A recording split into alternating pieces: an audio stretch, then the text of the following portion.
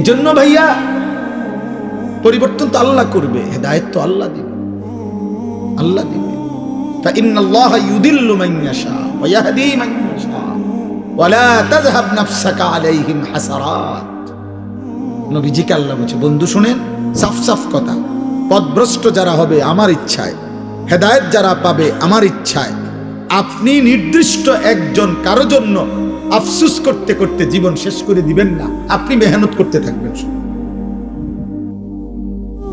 আপনি কি করতে থাকবেন? এই জন্য আবু তালেবকে নবী এত চেষ্টা করছেন, ফালাম ইয়াজাল রাসূলুল্লাহ ইয়ারিজুহা আলাইহি ওয়া ইউঈদুহু তিলকাল মাকালা।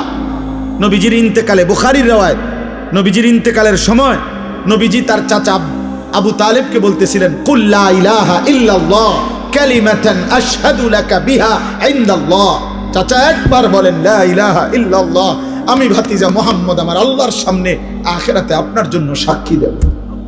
নবীর এই পাশে, আরে আবু তালেবের এই পাশে তখন উমাইয়া ইবনে খালফ আর আবু জাহেল, এই দুই বেঈমান বসা ছিল।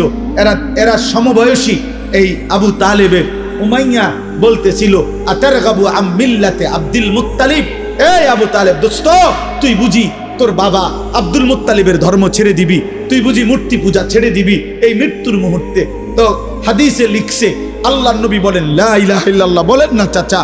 উমাইয়া বলতেছে, আব্দুল মুত্তালিবের দিন কেমনে ছেড়ে দিবি?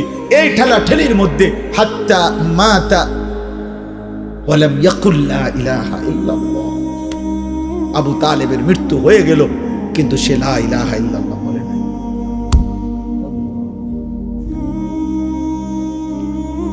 এজন্য দোস্ত, ছেলেরা একটা ছেলেকে বলি, দোস্ত সমবয়সী জাহান্নামী বানায় বেশি,